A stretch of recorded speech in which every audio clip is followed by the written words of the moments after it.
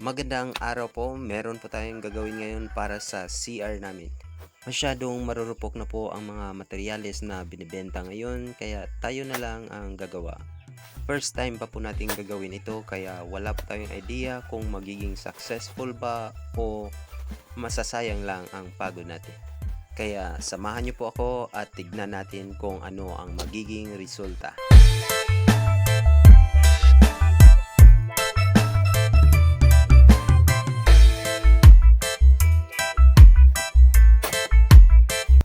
Sinasala po pala natin ang buhangin para mahiwalay ang malalaking bato dahil hindi yan pwedeng masali.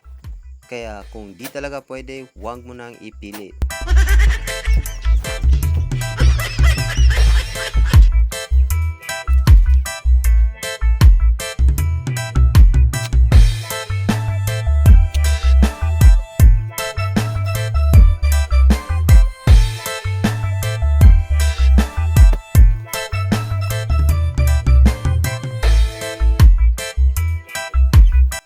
Walong sako at kalahati lang po yung isasahog natin para mas matibay ang resulta.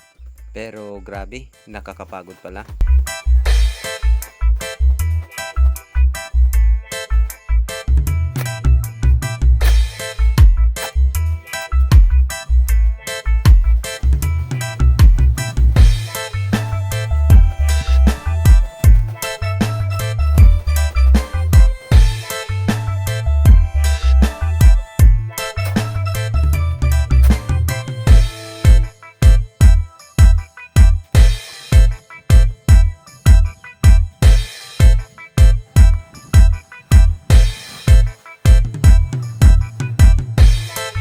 Sa wakas, natapos na po tayo sa buhangin kaya doon naman tayo sa isang sakong semento.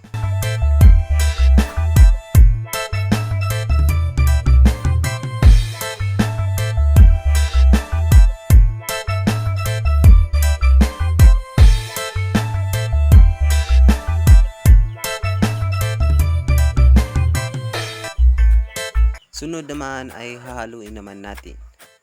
Sabi ng eksperto na tinanong natin, dapat 2 beses daw nating haluin ito. Pero dahil hangad natin yung mas matibay, ginawa nating 3 beses ang pagkahalo.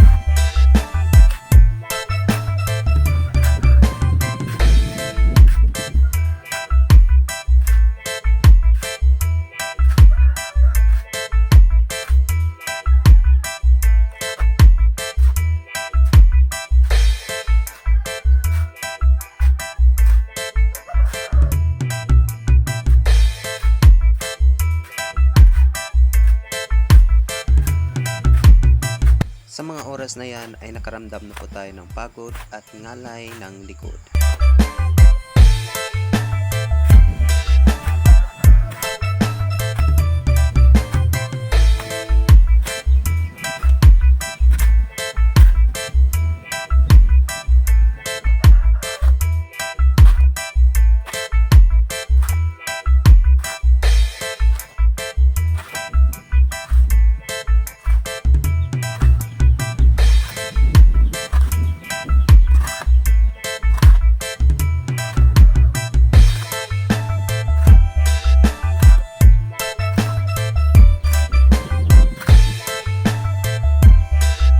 Hindi pala biro ang ganitong trabaho, nakakangalay at nakakapagod.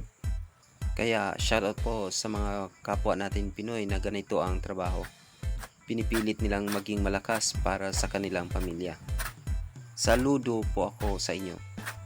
Yung iba pa nga nasa ilalim pa ng matining sikat ng araw. Pero tinitiis lang para sa kanilang pamilya. Dito nilagyan na po natin ng tubig para masubukan na natin kung ano ang magiging resulta. Sana'y magiging maganda ang kalalabasan. Yung ginamit po pala nating panghulma ay hindi po sa atin. Pinahiram lang po tayo ng walang bayad. Ayaw po kasing tanggapin yung bayad natin.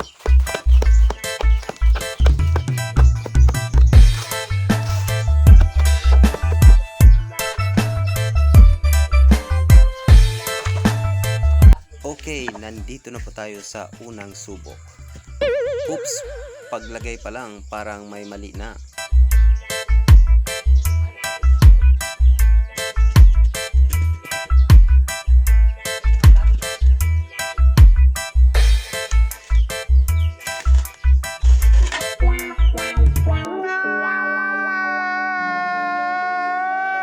Unang subok natin ay mali agad. Parang nagkulang po tayo sa tubig. Kaya dinagdagan natin ng tubig.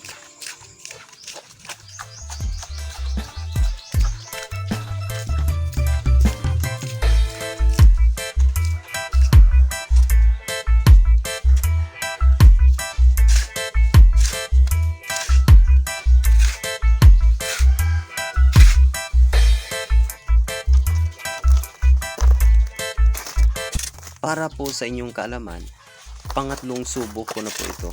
Yung pangalawang subok po natin ay masyadong siksik, kaya hindi natin naitulak palabas ang buhangin. Kaya ibang adjustment naman ang ginawa natin. Sana'y magiging tama na po ito.